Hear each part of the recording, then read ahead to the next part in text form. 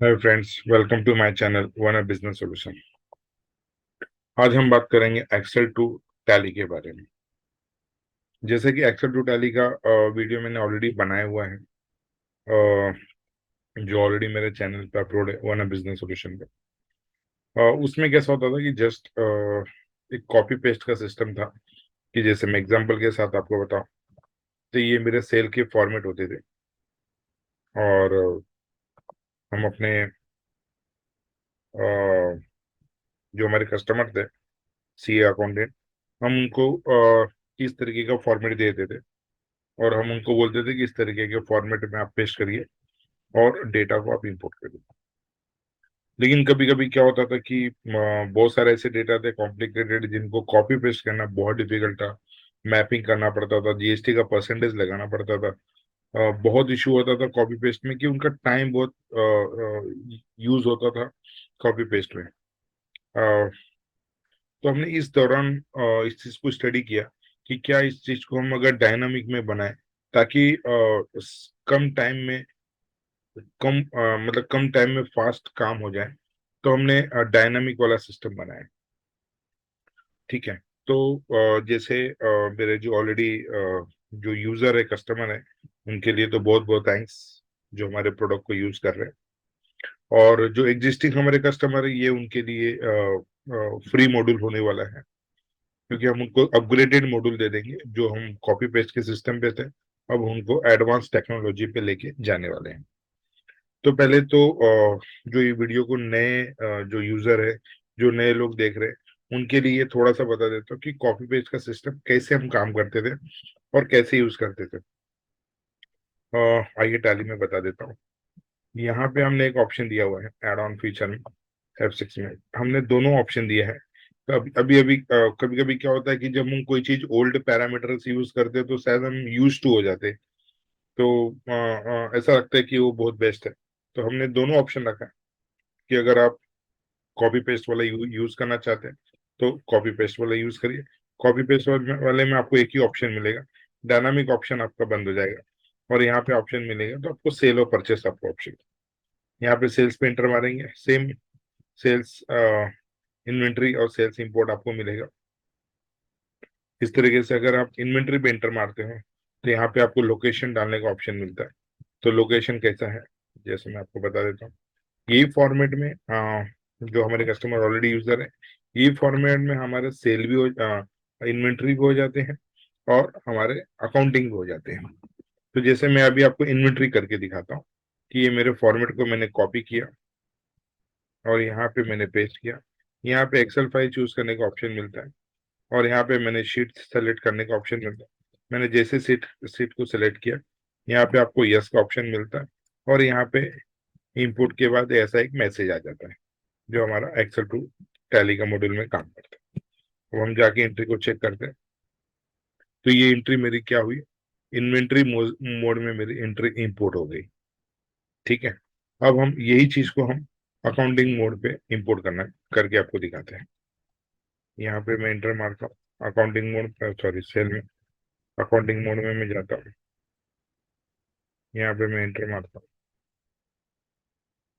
और एंटर मारते ही इसको यस करता हूँ, और यही एंट्री मेरी अकाउंटिंग मोड में इंपोर्ट हो गई। तो हमने कैसा किया था कि एक ही डेटा को मल्टीपल वे में हम इंपोर्ट टैली में हो सकता है, कर सकते हैं। लेकिन जैसा कि मैंने आपको बताया कि हमने डायनामिक भी बनाया। अब जो मेन इंपॉर्टेंट टॉपिक है वो बताने जा रहा हूँ। वीडियो को स्किप मत करिएगा, क्योंकि अब जो टेक्निकली पॉइंट है आप नहीं समझ पाएंगे। तो इसके लिए पूरा वीडियो देखिएगा, ताकि आपको उस गैपिंग नॉलेज ना मिले, पूरा उसका नॉलेज मिले कि हमने कैसे बनाया। तो हेल्प में मैं फिर से जा रहा हूँ, एड ऑन में जा रहा हूँ, और F6 में जा रहा हूँ। अब आ गया हमारे डायनामिक का ऑप्शन। डायनामिक में ऑप्शन दो आपको पूछेगा, one entry multiple row, single entry single row. अब ये one entry multiple row, single row, single entry single row का क्या मतलब है, पहले हम वो समझते हैं। पहले हम पहले वाले फीचर को समझते हैं कि one entry multiple row.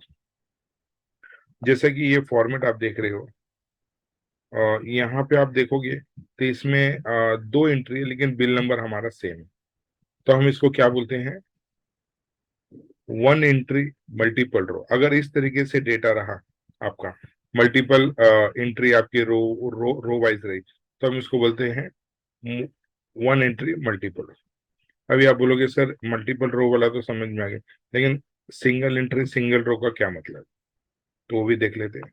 Single entry single row का जो मतलब है, सपोज यहाँ पे इस तरीके का आपका सिंगल एंट्री सिंगल रो। अब देख रहे हो फॉर्मेट इसका, देखिए कुछ परसेंटेज वाइज फॉर्मेट है, मल्टीपल परसेंटेज का फॉर्मेट दिया है। अभी इसको क्या होता था कि हमारे कॉपी पेस्ट करने के लिए हमारे फॉर्मेट में बहुत टाइम वेस्ट होता था, तो हमने इसको क्या कर दिया, एज ए डायनामिक बना दिया कि ये फॉर्मेट इंपोर्ट कर सकते हो। अभी आप बोलोगे सर ये फॉर्मेट तो ठीक है, लेकिन मेरे पास कुछ और फॉर्मेट है तो मैं कैसे इंपोर्ट करूंगा, तो वही चीज आइए हम देखते हैं टैली में कि हम इस फॉर्मेट को कैसे इंपोर्ट करते हैं। पहले मैं आपको बता देता हूँ, सेकेंड वाला ऑप्शन बताता हूँ, सिंगल एंट्री सिंगल रो। यहाँ पे मैंने इंटर मारा, अब कॉपी पेस्ट वाला फाइल बंद हो गया। अब मेरा सिंगल एंट्री सिंगल रो वाला मैं बना रहा हूँ। अब यहाँ पे आप देखेंगे तो कॉलम वाइज डेटा चल रहा है, रो वाइज नहीं चलता है, यानी क्या हो जाता है इसमें, one row equal to one entry. ठीक है, तो यहाँ पे मैं एंटर मारता हूँ डायनामिक। यहाँ पे एक ऑप्शन दिया हुआ है configuration window mapping your excel column. एक बार आपके एक्सेल के कॉलम को इस डेटा में मैप करके रखना पड़ेगा। अभी हम बात कर रहे हैं परचेस के बारे में, तो हम परचेस में जाते हैं।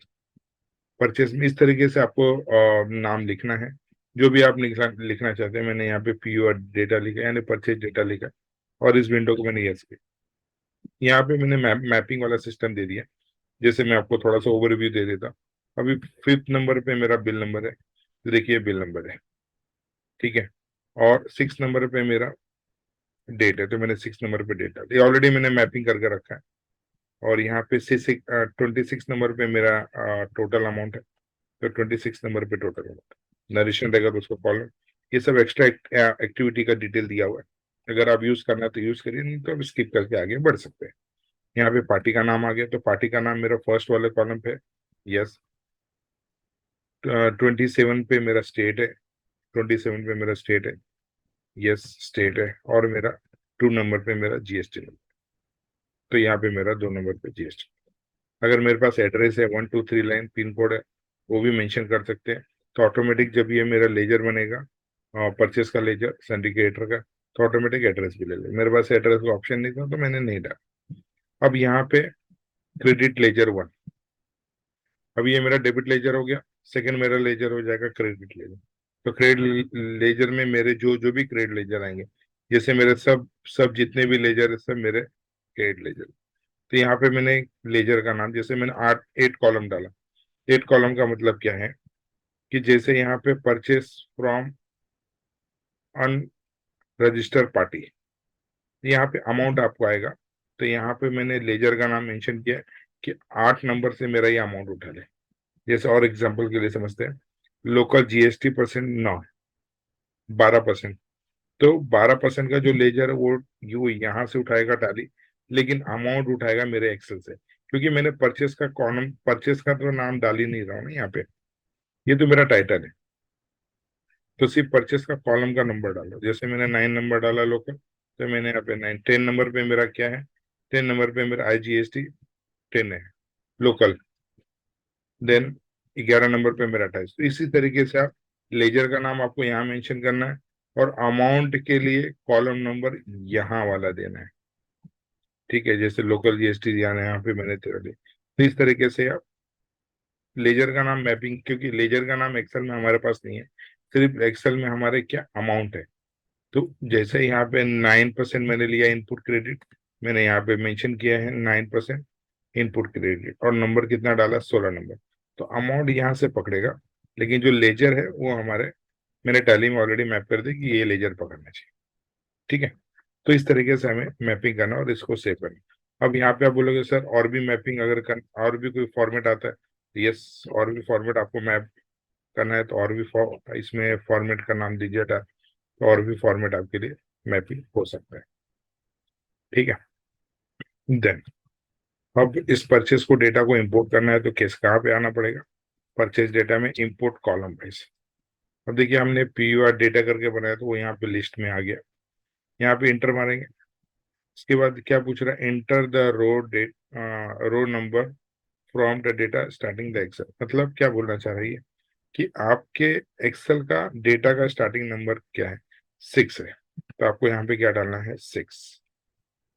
ये हमने पहले क्या रखा था कि ऊपर कस्टमर को बोलते थे कि डिलीट कर दो और नंबर 2 से कर दो, लेकिन बहुत सारे का रिक्वेस्ट है कि सर हम क्यों बार बार डिलीट करें, हमारा स्टैंडर्ड फॉर्मेट है तो वही रहने देते हैं ना, उसी के साथ हम पूरा इंपोर्ट अगर करना रहे तो और अच्छा हो जाए।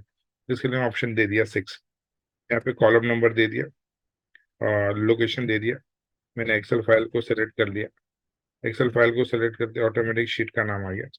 शीट का नाम अगर आती है, यहाँ पे एक्सेल वही वॉचर टाइप का नाम आएगा जिस वॉचर टाइप को आपने मैनुअल और प्रिवेंट डुप्लीकेट यस किया।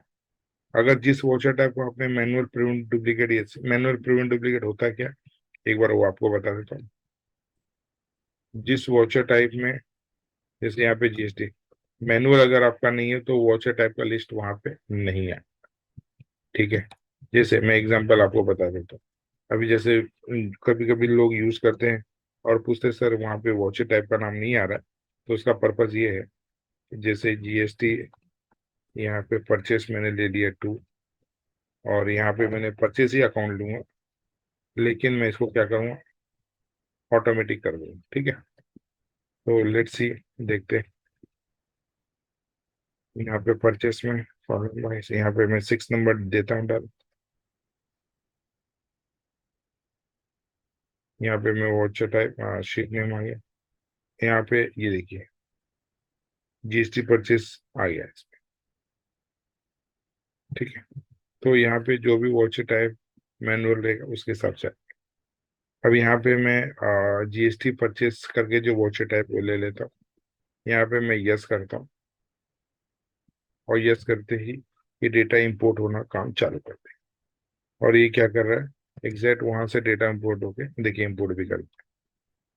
तो यहाँ पे परचेस GST परचेस का GST परचेस में इस तरीके से मेरा परचेस एंट्री इंपोर्ट है।